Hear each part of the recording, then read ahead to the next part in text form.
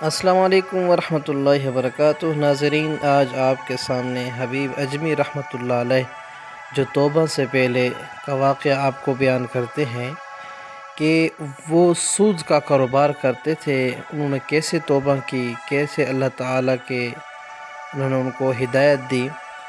فرماتے ہیں کہ آپ جو لوگوں کو سود پر رقم دیا کرتے تھے، سود در سود وصول کرنے کی وجہ سے آپ کی دولت میں بے حد اضافہ ہوتا چلا جا رہا تھا۔ ایک مرتبہ کا ذکر ہے کہ آپ ایک مقروض کے گھر میں گئے تاکہ اس سے سود کی رقم وصول کریں۔ اس وقت وہ شخص اپنے گھر پر موجود نہ تھا، البتہ اس کی بیوی گھر میں موجود تھی۔ آپ نے اس سے سود کی رقم کا تقاضا کیا اور کہا کہ اس وقت تک میں آپ ہرگز جہاں سے نہیں جاؤں گا جب تک سود وصول نہ کروں۔ اس عورت نے کہا کہ اس کا خاوند گھر پر نہیں ہے اور گھر میں صرف ایک بکری ہی ہے، اس کو بھی آج چند مہمانوں اور بچوں کو کھلانے کی غرض سے ذبح کر دیا ہے۔ اگر تم مناسب سمجھو تو بکری کے سرے پہ موجود ہیں، وہ میں تمہیں دے دوں۔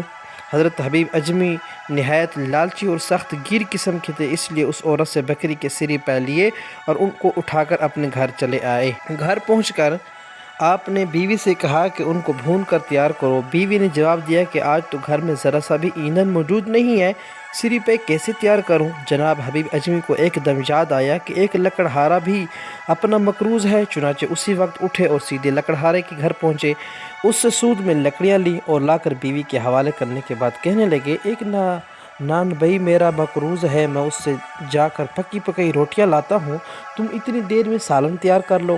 آپ کے جانے کے بعد آپ کی بیوی نے سری پہ پکانے کے لیے ہنڈیاں چولہے پر رکھی۔ جب سالن تیار ہو گیا تو ایک برتن میں ڈال دیا۔ اسی درمیان میں باہر سے کسی فقیر نے صدا لگائی کہ کچھ کھانے کے لیے دو۔ حبیب اجمی کی بیوی نے فقیر سے کہا کہ تم تھوڑی دیر یہاں پر ٹھہرو، ابھی میرا خاوند آتا ہے، تمہیں روٹی اور سالن مل جائے گا۔ فقیر نے یہ سنا تو وہ نا امید ہو کر آگے بڑھ گیا۔ حضرت حبیب اجمی کی بیوی نے تھوڑی دیر کے بعد برتن میں چمچ ہلایا تو وہ یہ دیکھ کر بہت حیران ہوئی کہ برتن میں شوربے کی بجائے خون تیر رہا ہے۔ جب حبیب اجمی نان بھائی سے سود کے بدلے روٹیاں لے کر گھر واپس آئے تو آپ کی بیوی نے روتے ہوئے کہا کہ تمہارے برے کاموں کی وجہ سے آج یہ عجیب معاملہ پیش آیا ہے کہ سری پہ کا شوربہ خون بن گیا ہے۔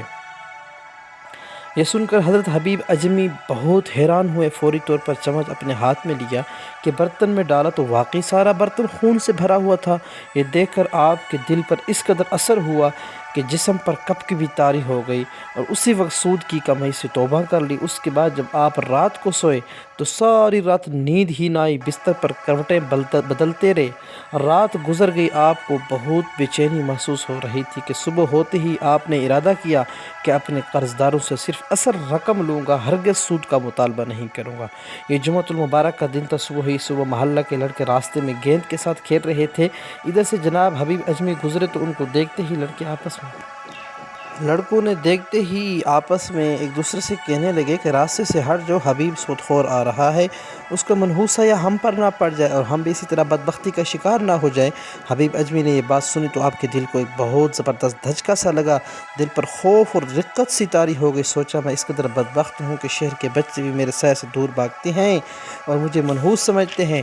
اسی وقت شکستہ دل کے ساتھ مشہور ولی اللہ حضرت حسن بصری کی خدمت میں حاضر ہوئے، آپ کے دست مبارک پر توبہ کر لی، پھر اسی مجلس پاک میں یہ اعلان بھی کر دیا کہ آج سے میں اپنے تمام قرض داروں کا سود ہی نہیں بلکہ اصل رقم بھی معاف کرتا ہوں۔ سچے دل سے تائب ہونے کے بعد جو حضرت حبیب اجمی رحمۃ اللہ علیہ واپس اپنے گھر کو لوٹے تو راستے میں لڑکوں کی ایک ٹولی کھیل میں مصروف تھی۔ لڑکوں نے جیسے ہی حضرت حبیب اجمی کو دیکھا تو آپس میں کہنے لگے، پیچھے ہٹ جاؤ، حبیب آ رہے ہیں، یہ تو آج توبہ کر کے آئے ہیں، ان کا ادب احترام ملحوظ خاطر رکھو، کہیں ایسا نہ ہو کہ ہماری دھول ان پر پڑے اور ہمارا شمار بے ادبوں میں ہو جائے۔ حضرت حبیب اجمی نے جب یہ سنا تو دل میں کہنے لگے، سبحان اللہ، میں نے آج ہی اپنے گناہوں پر پشیمانی کے آنسو بہاتے ہوئے سچے دل سے توبہ کی ہے۔ اللہ تعالیٰ نے ابھی اپنی مخلوق کے خیالات میرے بارے میں بدل دی ہیں۔